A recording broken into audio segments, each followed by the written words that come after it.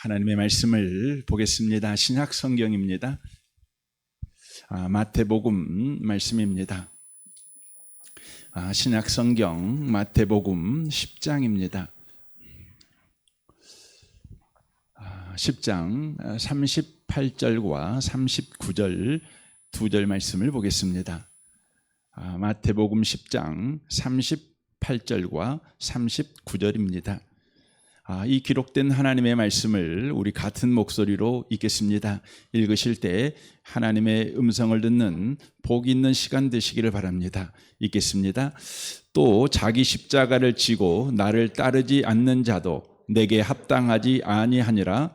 자기 목숨을 얻는 자는 잃을 것이요 나를 위하여 자기 목숨을 잃는 자는 얻으리라. 아멘. 아멘. 함께 예배하는 모든 분들 가운데 이 말씀의 축복이 함께 하시기를 주님의 이름으로 축원합니다. 읽은 말씀에 의지해서 정확하게 계산했는가라는 제목으로 하나님의 말씀을 전하겠습니다. 오늘 마태복음 10장 38절 39절까지의 말씀을 여러분 읽으실 때 여러분의 마음에 어떤 마음이 생겨났습니까? 이 말씀을 우리가 읽어보면 참 무겁다, 이런 생각이 듭니다. 예수님께서 자기 십자가를 지고 예수님을 따르지 않는 사람은 예수님에게 합당하지 않다, 이렇게 말씀하십니다.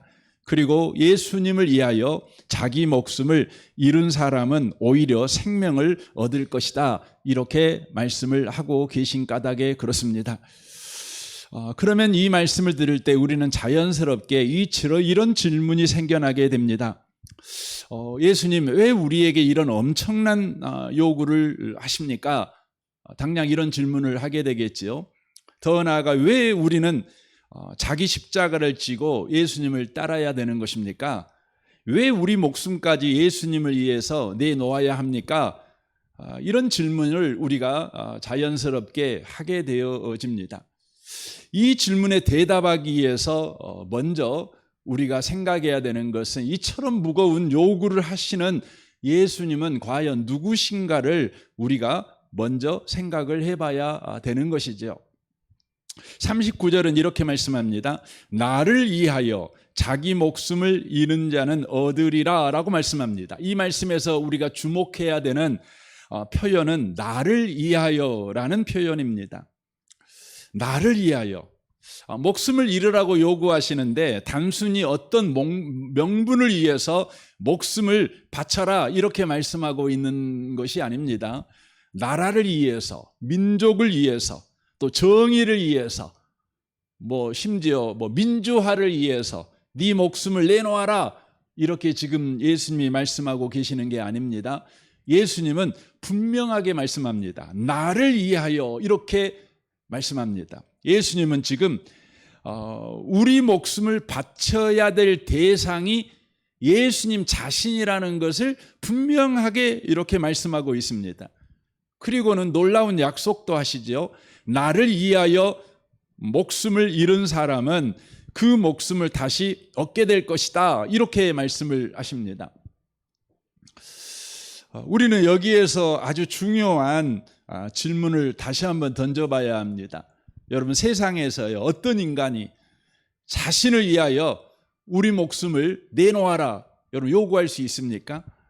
어떤 인간이 자신을 위하여 죽은 사람에게 내가 다시 생명을 주겠어, 이런 약속을 할 수 있겠습니까? 만약 어떤 사람이 자신을 위하여 목숨을 바치라고 요구한다면, 또한 자기를 위해서 죽으면 내가 너에게 다시 생명을 줄게, 이렇게 약속한다면 우리는 그를요 심각하게 의심해 봐야 합니다. 사이비 교주일 가능성이 아주 높고요, 바로 거짓말장일 가능성이 아주 높기 때문에 그렇습니다. 그러나 만일 그 말이 참이라면 이야기는 완전히 달라지는 겁니다. 이것은 우리 인생을 뒤집어 놓는 가장 중요한 바로 복음이 되어지기 때문에 그렇습니다. 그렇다면 이 말씀을 하신 예수님은 대체 누구십니까? 요한복음 1장 4절은 예수님에 대해서 이렇게 증언하십니다. 그 안에 생명이 있었으니 이 생명은 사람들의 빛이라 라고 말씀합니다. 이는 예수님은 단지 우리와 똑같은 한 생명을 가진 인간이 아니다 이렇게 말씀하는 거죠. 그는 생명의 근원이시다. 모든 사람에게 생명을 공급하시는 생명의 주관자 되시는 하나님이시다 이렇게 성경이 증언하십니다. 예수님은 요한복음 5장에서 또 놀라운 말씀을 스스로 하십니다. 5장 21절입니다. 아버지께서 죽은 자들을 다시 일으켜 살리심과 같이 아들도 자기가 원하는 자들을 살리시느니라 라고 말씀합니다. 예수님은 하나님 아버지처럼 자신도 죽은 자를 살릴 수 있는 권세를 가진 자다라고 선언합니다. 이 말은 어떤 의미입니까? 나는 하나님이다 이렇게 선언하는 것이죠. 그러나 여러분 이 세상을 가만히 봐보세요. 그러면 이 세상에도요 예수님과 같이 주장하는 사람들이 여러분 생각보다 많습니다. 내가 하나님이다. 나 믿으면 구원받아. 나 믿으면 죽어도 살아. 이렇게 주장하는 사람들이 여러분 세상에 보기보다 많습니다. 여러분 우리나라만 해도 한 30명이 넘는다고 그래요. 그래서 여러분 주장만으로는 충분하지 않습니다. 그 주장이 참으로 맞는 주장인지 참된 주장인지 여러분 분명한 증거가 있어야 되는 것이죠. 그래서 여러분 그런 주장을 하는 사람이 있으면 여러분이 그 사람들 앞에 가갖고 이렇게 말하는 거죠. 당장 당신을 이에서 죽은 사람 중에 산 사람이 있으면 데려오세요. 이렇게 질문을 해야 하는 것입니다. 여러분 이만희 씨한테 가가지고 우리는 그런 질문을 해야 되는 겁니다. 그렇다면 여러분 예수님이 말씀하신 대로 예수님을 위해서 죽으면 예수님께서 그를 다시 살리실 수 있는 분이십니까? 그럴 만한 증거가 있습니까? 우리 이 질문을 해봐야 되는 겁니다. 성경은 그 부분에 대하여 충분한 증거들을 우리에게 제시하십니다. 요한복음 11장에 보면 나사로가 병들었다는 소식을 예수님이 듣습니다. 예수님께서 나사로의 집에 도착했을 때에는 이미 나사로는 죽은 지 나흘이나 된 상태였습니다. 그때 나사로의 누이 동생이 마르다가 예수님에게 이렇게 말하는 것이죠. 요한복음 11장 21절입니다. 주께서 여기 계셨다라면 내 오라버지가 죽지 아니하셨겠나이다 라고 말합니다. 마르다는 예수님에 대해서 이렇게 말하는 거죠. 예수님은 병든 사람은 고치실 수 있지만 이미 죽어버린 사람은 살리실 수 없는 분이십니다. 이렇게 말을 하는 거죠. 이것이 아마 대부분의 사람들이 가진 믿음의 한계가 아닐까 이런 생각을 해봅니다. 그때 예수님께서 마르다에게 아주 놀라운 말씀을 하십니다. 23절입니다. 예수께서 이르시되 네 오라비가 다시 살아나리라 라고 말합니다. 그리고는 25절에 나는 부활이요 생명이니 나를 믿는 자는 죽어도 살겠고 라고 말씀합니다. 예수님은 뭐라고 말하냐면 나는 부활과 생명을 주는 사람이다 이렇게 말하지 않고 내가 부활이다, 내가 생명이다 이렇게 말씀을 하십니다. 그리고는요 예수님은 나사로의 무덤으로 가십니다. 그리고는 큰 소리로 이렇게 외치십니다. 43절입니다. 나사로야 나와라, 나사로야 나와라 이렇게 외칩니다. 그러자요 죽은 나사로가 무덤에서 걸어 나왔습니다. 예수님은요 이 나사로를 살리신 목적을 분명하게 이렇게 말씀하십니다. 42절입니다. 아버지께서 나를 보내신 것을 그들로 믿게 하려 함이니이다 라고 말씀합니다. 예수님께서 죽은 나사로를 살리신 것은 단순한 기적이 아닙니다. 예수님이 누구이신가를 보여주기 위한 바로 표적, 사인이었다는 것이죠. 예수님은 죽음 앞에서 무기력한 분이 아니십니다. 죽음을 다스리시는 생명 자체이십니다. 죽은 자에게 말씀 한마디로 생명을 주시는 생명의 주인이시다는 것이지요. 곧 하나님이시라는 것이지요. 모든 사람에게 죽음은 마지막입니다. 돈도 권력도 지식도 의학도 죽음 앞에서는 여러분 아무 소용없습니다. 그러나 예수님에게 죽음은 마지막이 아닙니다. 부활과 영생으로 들어가게 하는 문에 불과합니다. 예수님은 죽은 나사로를 우연히 살리신 분이 아니십니다. 예수님은 나사로만 살리신 분이 아니시기 때문에 그렇습니다. 성경을 보면 예수님은 해당장 야이로의 딸도 죽었는데 살리셨습니다. 나인성 과부의 외아들도 죽었는데 그를 살리셨습니다. 이 모든 표적은 예수님께서 생명을 주관하시는 하나님이심을 보여주는 분명한 증거가 된다는 것입니다. 그리고 이 모든 증거들은 더 위대한 사건으로 우리를 끌고 갑니다. 더 위대한 사건이 뭡니까? 예수님은 죽은 사람을 살리는 데 그치지 않습니다.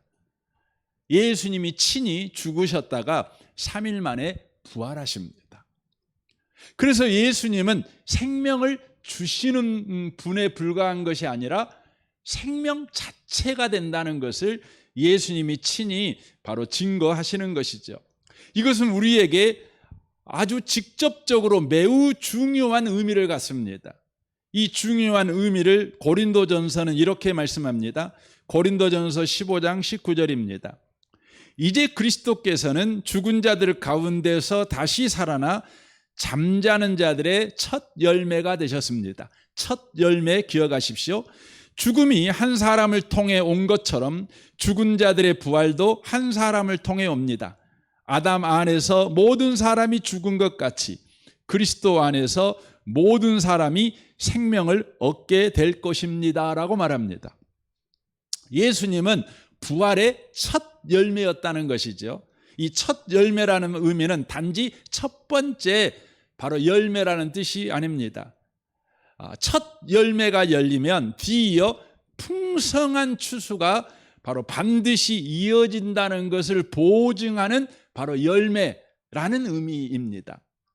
그러므로 예수님의 부활은 예수님 한 분에게만 일어난 특별한 사건이 아니라 예수 안에 속한 모든 사람들도 장차 예수님처럼 부활하게 될 것이라는 하나님께서 보증하신 사건이라는 것입니다.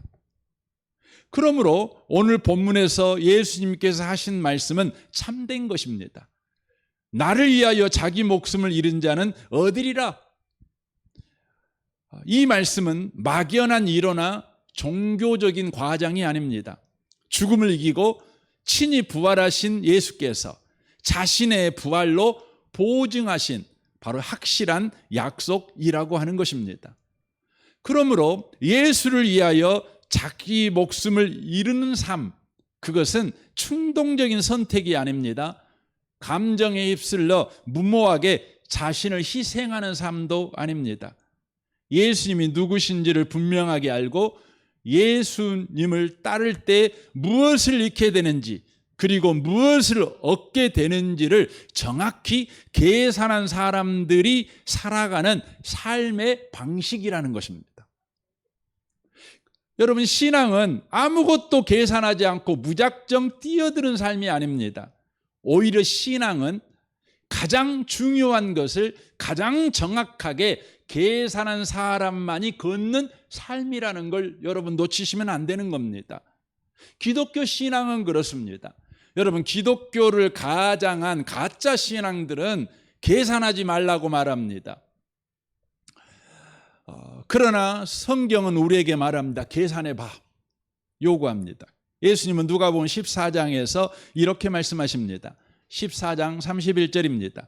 또 어떤 임금이 다른 임금과 싸우러 갈 때에 먼저 앉아 1만 명으로서 저 2만 명을 거느리고 오는 자를 대적할 수 있을까 헤아리지 아니하겠느냐. 만일 못할 터이면 그가 아직 멀리 있을 때에 사신을 보내어 화친을 청할지니라. 이와 같이 너희 중에 누구든지 자기의 모든 소유를 버리지 아니하면 능히 내 제자가 되지 못하리라 라고 말씀합니다. 전쟁을 앞둔 왕은 먼저 자신의 군대로 상대를 이길 수 있는지를 여러분 계산해 보지 않겠습니까? 군사의 수와 전략을 살피고 싸움을 시작할 때 어떤 결과가 올 것인가를 여러분 충분히 계산해 보겠지요.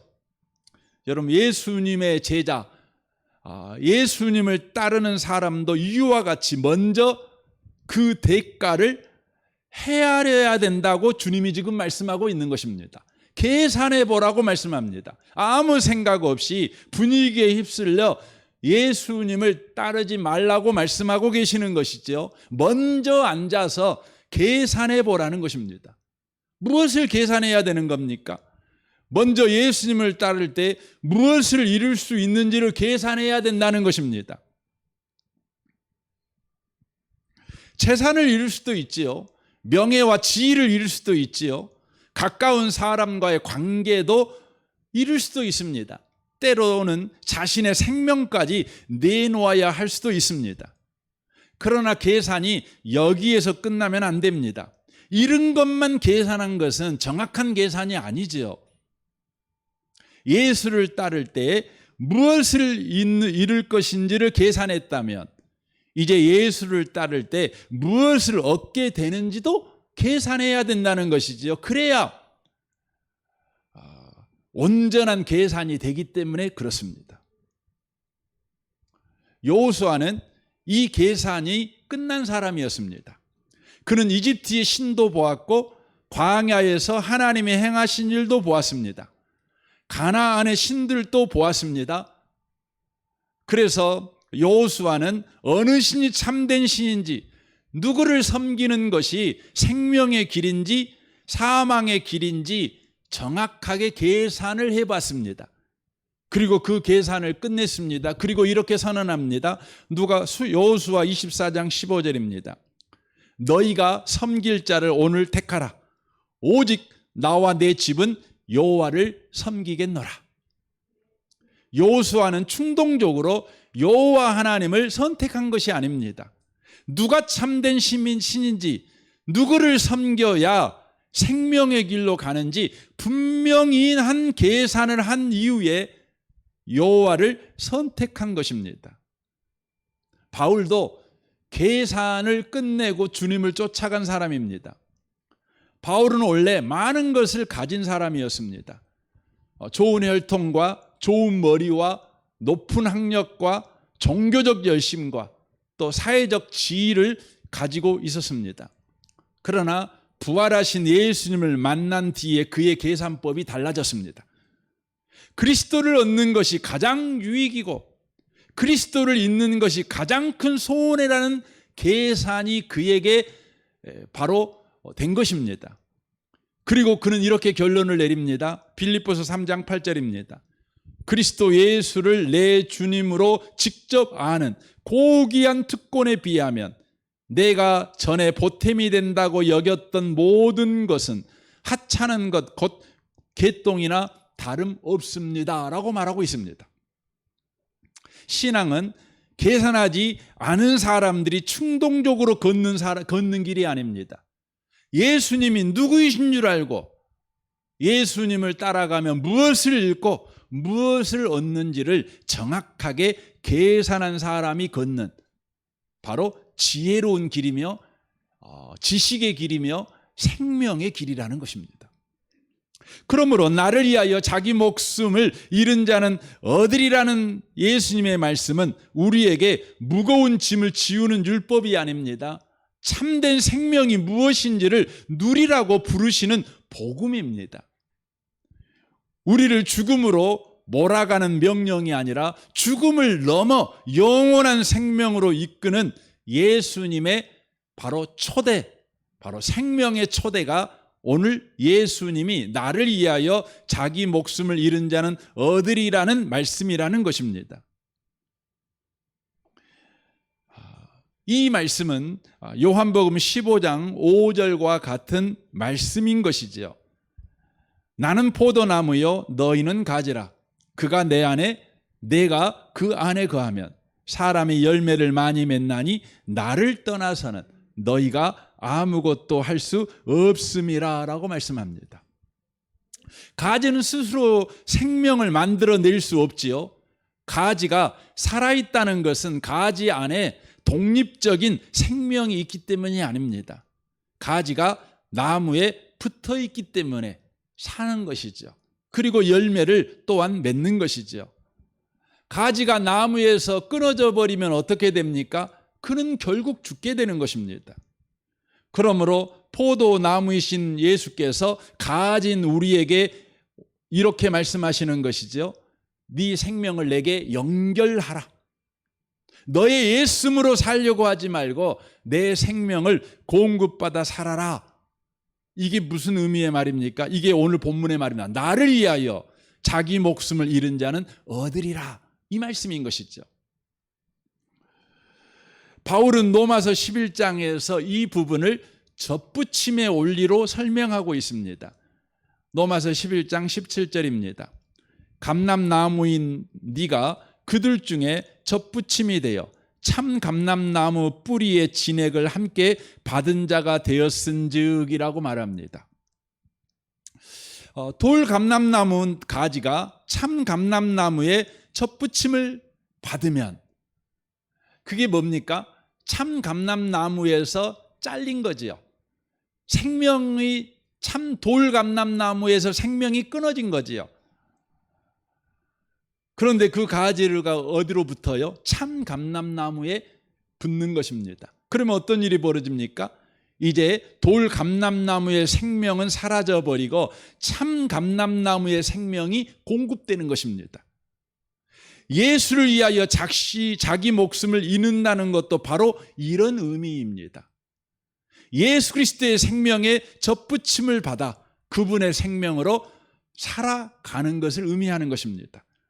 내가 생명의 주인이 되었던 삶을 끊어버리고 거기에서 죽어버리고 이제 예수의 생명에 접붙임을 받은 삶을 바로 살아가는 것, 이것이 바로 나를 위하여 자기 목숨을 잃은 자는 얻으리라는 바로 말씀이 되는 것입니다.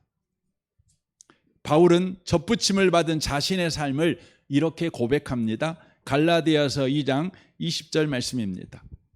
내가 그리스도와 함께 십자가에 못 박혔나니 그런즉 이제는 내가 사는 것이 아니요 오직 내 안에 그리스도께서 사시는 것이라. 이제 내가 육체 가운데 사는 것은 나를 사랑하사 나를 위하여 자기 자신을 버리신 하나님의 아들을 믿는 믿음 안에 사는 것이라 라고 말합니다. 놀랍죠? 예수님은 이런 삶을요, 오늘 본문에서는 38절에 이렇게 표현을 하십니다. 또 자기 십자가를 지고 나를 따르지 않는 자도 내게 합당하지 아니하니라. 그러니까 여러분 38절과 39절은 사실은 같은 말씀이에요. 제가 설교를 38절부터 해도 되고 39절부터 해도 돼요. 38절이 이 말씀을 39절이 설명을 해주고 있고 39절이 38절을 또 설명하고 있는 것입니다. 그러니까 자기 십자가를 지고 나를 따르지 않는 자도 내게 합당하지 않다, 이렇게 말씀을 하고 계시는 것이죠. 오늘날 우리는 십자가라는 말을 너무 쉽게 사용하지요. 그래서 보통 우리는 어려운 일을 당하면 그것을 십자가라고 말하곤 합니다. 질병을 그래서 십자가라고 말하고, 가난과 실패, 인간관계의 갈등이나 혹은 상처, 또 억울함을 십자가라고 말하기도 합니다. 물론 하나님께서 허락한 고난을 십자가라고 할 수도 있습니다. 그러나 오늘 본문에서 예수님께서 말씀하시는 십자가는 훨씬 더 근본적인 의미가 있는 바로 십자가입니다. 이 성경이 쓰여질 당시에 십자가는 로마가 반역자나 노예를 처형하던 가장 잔인한 사형도구였습니다. 그래서 사형수가 자기 십자가를 지고 간다는 것은 단지 무겁고 괴로운 짐을 지고 간다는 의미가 아니라 자기의 죽음을 짊어지고 간다는 의미였습니다. 자기의 죽음을 짊어지고 간다는 의미, 바로 그것이 십자가를 진다는 의미입니다. 그렇다면 죽음을 짊어지고 가는 자에게 남은 유일한 소망은 여러분 뭘까요? 자기 계획일까요? 로또 복권 당첨되는 걸까요? 좋은 대학에 합격하는 걸까요? 자기의 명예일까요? 자기의 권리일까요? 이런 것들은 살아있는 동안에는 중요하지요. 그러나 죽음 앞에서는 여러분 다 부질없는 겁니다. 죽음을 앞둔 자에게 정말 필요한 건 뭘까요? 단지 이 세상을 조금 더 편안하게 살아갈 힘이 필요할까요? 그럼 바보지요. 죽는데. 뭐가 그에게 필요할까요? 죽음으로 끝나지 않는 생명, 죽음을 넘어설 수 있는 소망이 필요한 것입니다. 십자가에 달린 한편 강도가 바로 그런 사람이었죠. 그는 강도짓을 하다가 십자가에 못 박혀 죽습니다. 그가 할 수 있는 것은 아무것도 없었습니다. 다만 죽음을 기다리는 일만 남아 있었습니다. 그런데 그 순간 이 강도가 자기 옆에 십자가에 달리신 예수님을 바라봅니다. 예수님을 통해 뭘 보게 되죠? 바로 죽음 너머의 영원한 생명의 왕, 죽음을 정복한 생명이신 예수를 그가 보게 됩니다. 그리고 그는 이렇게 간청합니다. 누가복음 23장 41절입니다. 예수여, 당신의 나라에 임하실 때 나를 기억하소서. 예수님은 그에게 이렇게 놀랍게 대답하십니다. 43절입니다. 내가 진실로 네게 이르노니, 내 말은 참말이다 이 말이죠. 내 말은 진리다 그 말이죠. 오늘 네가 나와 함께 낙원에 있으리라 라고 말씀합니다. 예수님은 강도에게 막연한 위로를 주고 계시지 않습니다. 강도에게 주어진 말씀은 고통이 없는 죽음이 아니었습니다. 죽음을 피하는 것도 아니었습니다. 바로 죽음을 넘어 예수님과 함께 영원히 사는 바로 영생에 관한 소망이었습니다. 여러분, 죽음을 짊어진 자들에게 필요한 소망이 뭘까요? 이 소망이 필요한 거죠. 십자가를 진 자들의 소망은 뭘까요? 이 소망이죠. 그러므로 자기 십자가를 지고 예수를 따른다는 것은 단순히 고난을 견디는 삶을 의미하는 것이 아닙니다. 죽음보다 크신 예수님을 붙잡아라, 이 요구입니다. 예수 생명을 붙잡아라, 예수만 소망으로 삼아라, 이런 의미입니다. 그래서 38절에서 우리가 놓치지 말아야 될 중요한 사실이 있습니다. 38절 다시 한번 보겠습니다. 또 자기 십자가를 지고 나를 따르지 않는 자도 내게 합당하지 아니하니라 라고 되어 있습니다. 예수님께서 강조하고 있는 것은요, 십자가가 아닙니다. 뭘까요? 나를 따르라예요. 십자가가 목적이 아닙니다. 예수님을 따르는 것이 목적입니다. 십자가는 예수님께 이르는 길이며 예수와 함께 걷는 길이며 예수만 붙잡을 수밖에 없는 바로 상황입니다. 우리는 고난 자체를 좋아해서 십자가를 지는 것이 아닙니다. 고난을 통해 자신을 괴롭히기 위해서 십자가를 지는 것도 아닙니다. 우리가 십자가를 지는 것은 딱 하나입니다. 예수만 사랑하기 위해서예요. 예수를 사랑하기 때문에 그런 것입니다. 예수만 소망이기 때문에 그렇습니다. 그래서 십자가는요, 자기 학대가 아닙니다. 자기 부인입니다. 둘은 전혀 다릅니다. 자기 학대는 나는 쓸모없는 사람이야, 나는 죽어야 돼, 나는 자격 없는 사람이야, 나를 사랑해 주는 사람은 한 사람도 없어, 이게 자기 학대죠. 그러나 자기 부인은 뭡니까? 자기 부인은요, 나보다 주님이 나를 더 사랑해, 이게 자기 부인입니다. 그래서 자기 부인은 나를 미워하는 것이 아니라 예수님의 사랑을 더 붙드는 것입니다. 이게 자기 부인인 겁니다. 내 뜻을 붙드는 것이 아니라 주님의 뜻을 더 붙드는 것입니다. 내 계획을 포기하는 것이 아니에요. 주님 계획을 더 붙드는 거예요. 이게 뭐예요? 이게 자기 부인인 것입니다. 결론을 내리겠습니다. 자기 십자가를 지라는 말씀은 네 자신을 죽여라, 이런 명령이 아닙니다. 예수님만 소망으로 삼아라, 그 말입니다.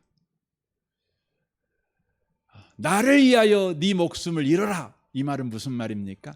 내 안에 거하라, 이 말씀인 것입니다. 사랑하는 성도 여러분, 여러분의 삶이 예수만 사랑하시길 바랍니다. 예수 안에 거하시길 바랍니다. 이를 위해서 여러분 계산하셔야 합니다. 정확한 계산이 필요합니다. 교회에 노래가 좋아갖고 교회에 가면 좋아, 마음이 편해, 그럼 그래갖고 신앙생활을 할 수 없습니다.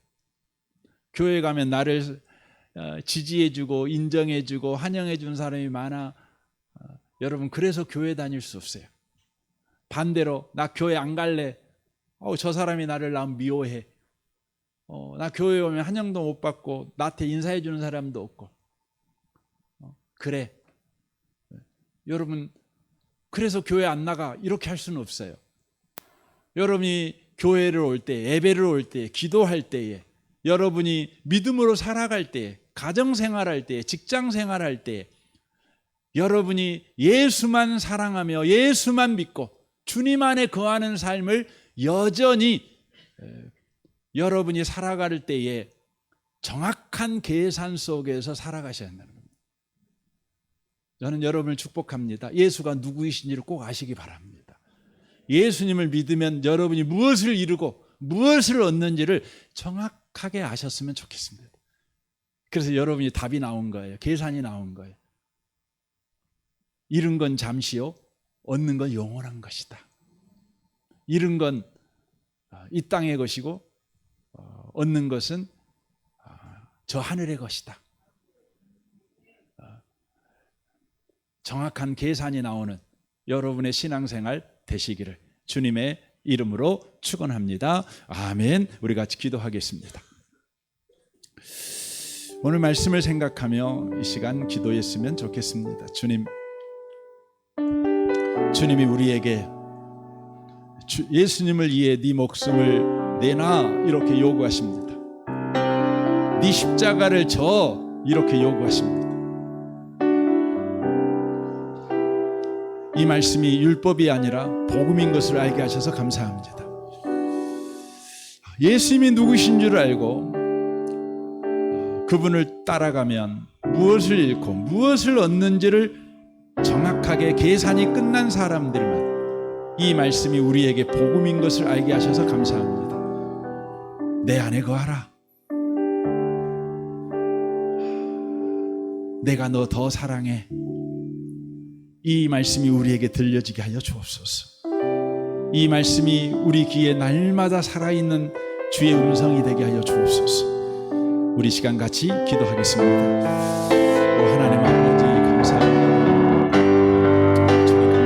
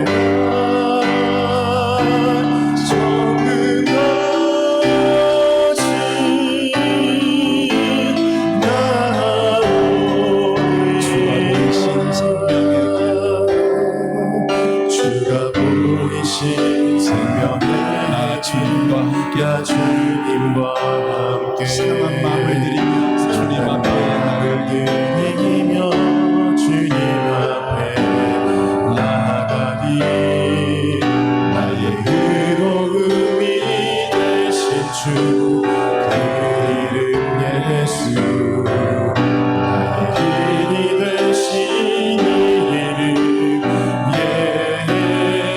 예수 나의 길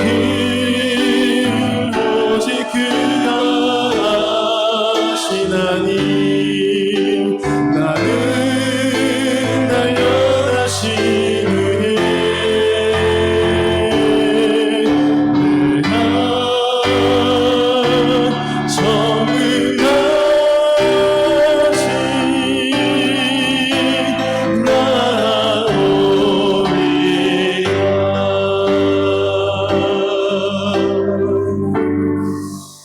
주님이 우리에게 요구하십니다. 네 목숨을 주님을 위해 내놓으라고 말씀하십니다. 그것은 우리를 죽이는 잔인한 명령이 아니십니다. 내 안에 거하라는 주님의 생명의 초청이며 복음의 초청입니다. 포도나무에게 가지에게 포도나무에 붙어라 말씀하시는 이 음성이 항상 주님의 음성으로 우리 귀에 들리게 하여 주옵소서. 자기 십자가를 지라는 이 요구를 받았을 때 주님만 나의 소망이십니다. 주님이 나를 더 사랑하십니다. 나보다 나를 더 사랑하시는 주님, 그렇게 주님 앞에 고백할 줄 아는 우리의 인생이 되게 하여 주옵소서. 이 시간 헌금합니다. 헌금하는 모든 손들을 주님 복되게 하시고 저들의 삶이 계산이 끝난 인생이 되게 하여 주옵소서. 예수님이 누구신지, 예수님을 따라가면 무엇을 잃고 무엇을 얻는지 정확한 계산 속에서 여호수아와 같이 오직 나와 내 집은 여호와만 섬기겠노라고 그렇게 고백하는 복을 받는 성도들 되게 하여 주옵소서. 예수님의 이름으로 기도합니다.